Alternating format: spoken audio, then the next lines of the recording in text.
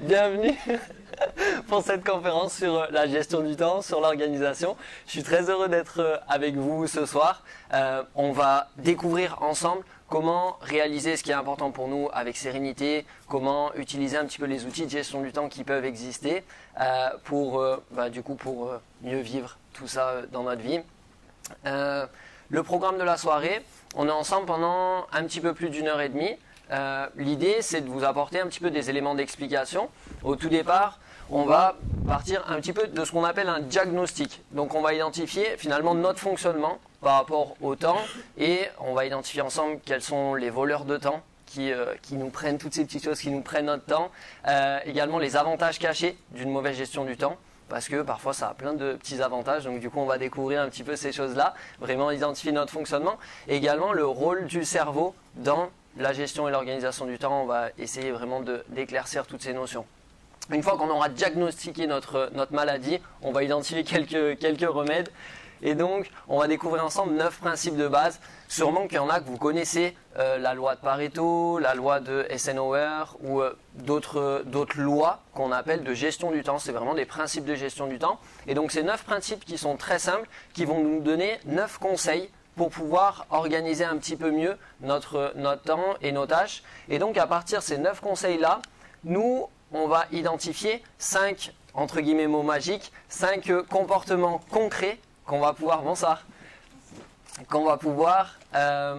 mettre en application pour pouvoir utiliser les principes qu'on aura vus juste avant.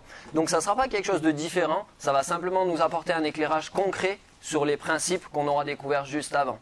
Une fois qu'on aura découvert nos 5 comportements magiques, on identifiera ensemble les 3 habitudes en or qui vont nous permettre vraiment d'avoir de la fluidité dans tous ces outils-là et de pouvoir les utiliser au quotidien. Pas que ça soit juste une conférence et puis vous rentrez pendant 1 ou 2 semaines, ça marche et puis après plus rien.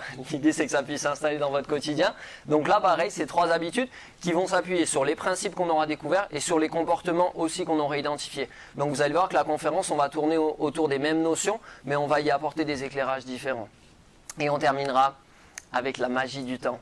Et la magie du temps, c'est un petit peu tout ce qu'on a oublié sur le temps finalement, parce que dans notre société, on vit dans un monde qui va très très vite, qui devient instantané, et pour autant notre temps, c'est peut-être la chose la plus précieuse qui nous soit confiée pendant notre expérience sur Terre. Donc notre temps, c'est vraiment ce qui va nous permettre d'expérimenter, de vivre tout un tas de choses, et donc on va redécouvrir un petit peu, entre guillemets, la réalité du temps et tout un tas de choses qu'on a oubliées. Donc là, il y a notamment ce qui nous attend. Il y aura une histoire avec le Petit Prince, il y aura le Dalai Lama qui va nous parler aussi du temps, Albert Einstein et tout un tas de choses, de personnes. Vraiment, là, on va sortir des éléments concrets et on va vraiment s'ouvrir sur une autre dimension, une dimension qui est vraiment magique. Voilà un petit peu le programme du soir.